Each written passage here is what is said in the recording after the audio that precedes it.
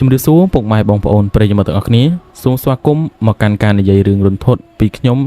admin ចៅក្រមាពេជ្រនៅក្នុងអេពីសូតទី2នេះដែរគឺខ្ញុំមានរឿងចំនួន1រឿងដែលបានការចែកម្លែកមកពីបងប្រុសម្នាក់ដែលគាត់មានឈ្មោះថាវី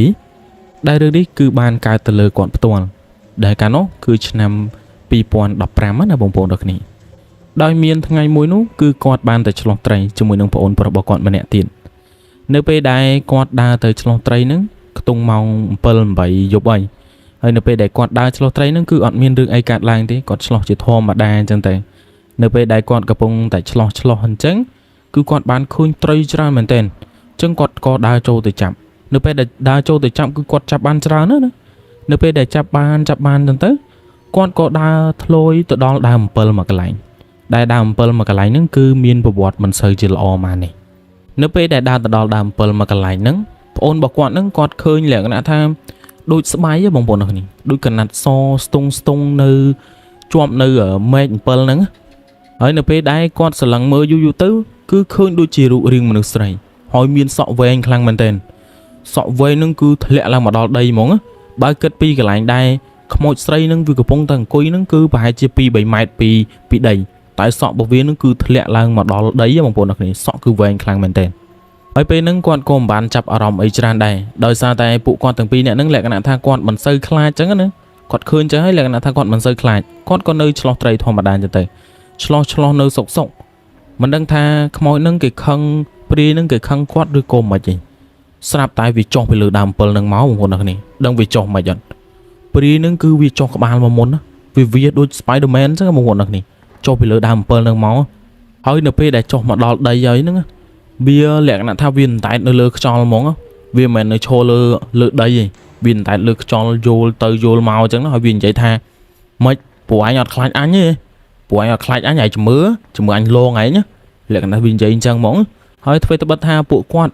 បញ្ជាក់មកថាគាត់មិនសូវជាខ្លាចក៏ដោយតែបើឃើញស្ថានភាពបែបហ្នឹងគឺគាត់ខ្លាចហើយ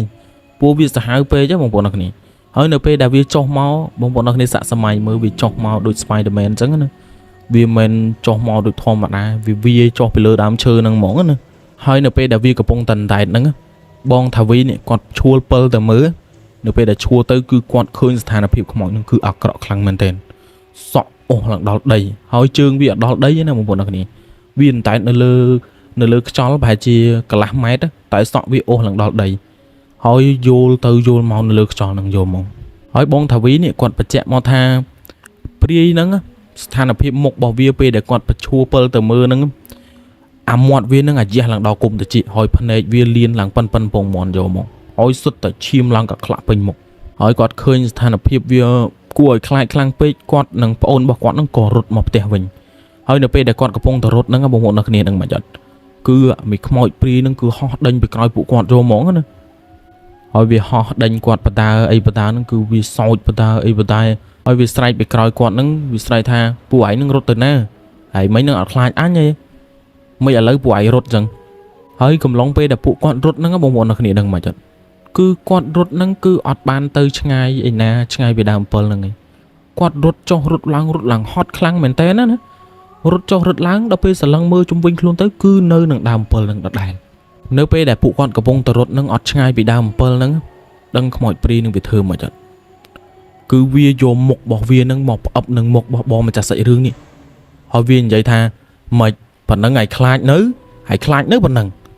ហើយគាត់ថាមាត់វាស្អុយខ្លាំងមែនតើបងប្អូនអរគ្នាគឺស្អុយខ្លាំងហ្មងណា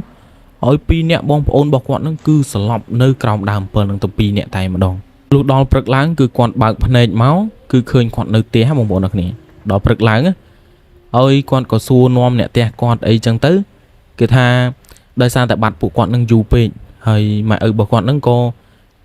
យអ្នកភូមិអ្នកស្រុកគេជួយដើររអញ្ចឹងណានៅពេលដែលដើររទៅគឺឃើញពួកគាត់ស្លាប់ស្ដោកទាំងពីរនាក់នៅក្រោមដើមអំពិលនឹងយកមកហើយពូរបស់គាត់ម្នាក់ហ្នឹងនៅពេលដែលគាត់ទៅដល់ឃើញស្ថានភាពរបស់ក្មួយទាំងពីរនាក់កំពុងតែដេកស្លាប់ហ្នឹងគឺគាត់មិនឃើញតែក្មួយគាត់ទេគឺគាត់ឃើញរូបរាងជាស្ត្រីម្នាក់គឺអាក្រក់ខ្លាំងមែនទែនសក់ឡើងអស់ដល់ដីកំពុងតែឈរលើទ្រូងរបស់ក្មួយរបស់គាត់ទាំងពីរនាក់ហ្នឹងហើយបងម្ចាស់សាច់រឿងបងថាវីនេះនិងប្អូនរបស់គាត់ហ្នឹងគឺកំពុងតែបកាច់យកមកនៅក្រោមដើមអំពិលហ្នឹងណាពេលដែលពូគាត់ឃើញអញ្ចឹងគាត់ក៏ទាញខ្សែករបស់គាត់មកសូត្រអីម្យ៉ាងឯងហ ហើយក៏បោះទៅលើមីព្រាយហ្នឹងបងប្អូនអ្នកគ្នាបោះទៅមីព្រាយហ្នឹងលក្ខណៈថាវាក្តៅហើយក៏រលាយបាត់ទៅហើយបន្ទាប់ពីព្រាយស្រីហ្នឹងវារលាយបាត់ទៅពូបងថាវីនឹងប៉ារបស់គាត់ហ្នឹងក៏បីគាត់នឹងប្អូនរបស់គាត់យកទៅផ្ទះចឹងទៅហើយគាត់បញ្ជាក់មកថាគាត់ឈឺឡើង2អាទិត្យគាត់ថាពេលហ្នឹងបើសិនជាគ្រួសាររបស់គាត់ទៅអត់ទាន់ទេគឺពីអ្នកបងប្អូនរបស់គាត់ហ្នឹងគឺស្លាប់ដោយសារព្រាយហ្នឹងហើយលក្ខណៈថាវាយកអាកញ្ចក់វែងរបស់វាហ្នឹងយកមកខ្វាចលើទ្រូងរបស់បងថាវីនិងប្អូនរបស់គាត់ទៀតហើយវាយកជើងជន់ទៅលើទ្រូងរបស់គាត់ទាំងពីរហ្នឹងទៀតតាំងពីពេលហ្នឹងមកគឺបងថាវីគាត់ស្បត់តែម្ដងគឺលែងទៅឆ្លោះត្រីនៅម្ដុំហ្នឹងទៀតហើយគាត់ក៏លែងហ៊ានឆ្លោះត្រីដល់យប់ជ្រៅដែរអញ្ចឹងណានៅពេលដែលគាត់ទៅឆ្លោះត្រីហ្នឹងត្រឹមម៉ោង8ម៉ោង9ហ្នឹងគាត់ត្រឡប់មកវិញហើយគាត់ក៏លែងហ៊ានទៅម្ដុំហ្នឹងដែរបងថាវីហ្នឹងគាត់និយាយថាពាក់ព័ន្ធមួយប្រិយមិត្តរបស់បងដែលគាត់បានស្ដាប់វីដេអូហ្នឹងគាត់ជឿមិនជឿក៏ខ្ញុំមិនថាអីដែរតែនេះគ្រាន់តែជារឿងមួយដែលគាត់បានជួបផ្ទាល់អញ្ចឹងណាវាជារឿងពិតអញ្ចឹងណាបងប្អូនអរគ្នាអញ្ចឹងតើតងជាមួយនឹងសាច់រឿងរបស់គាត់នេះគឺប្លែកខ្លាំងមែនតើគឺគាត់ស្ទើរតែអស់ជីវិតពីអ្នកប្អូនរបស់គាត់ហ្នឹងដោយសារតែព្រាយហ្នឹងណាអញ្ចឹងរឿងនេះគឺវាគួរឲ្យខ្លាចខ្លាំងមែនតើអញ្ចឹងតើតងជាមួយនឹងអេពីសូតទី2នេះគឺមានតែប៉ុណ្្នឹងទេអញ្ចឹងនៅសង្ឃឹមថាមានអេពីសូតក្រោយៗទៀតខ្ញុំនឹងលើករឿងដែលសាហាវមកចែកជូនដល់ប្រិយមិត្តរបស់យើងបានស្ដាប់បន្តទៀតហើយពិតជាអរគុណខ្លាំងមែនទែនសម្រាប់ពុកម៉ែបងប្អូនដែលតែងតែតាមដានការនិយាយរឿងខ្មោចរបស់ខ្ញុំadmin ចៅកម្មាពេជ្រអញ្ចឹងសង្ឃឹមថាពុកម៉ែបងប្អូនទាំងគ្នានឹងពេញចិត្តតទៅជាមួយនឹងសាច់រឿងនេះជាចុងក្រោយពីខ្ញុំ admin ចៅកម្មាពេជ្រសូមជម្រាបលាពុកម៉ែបងប្អូនទាំងគ្នាជូនពរសុខភាពល្អជួបគ្នានៅអេពីសូតក្រោយ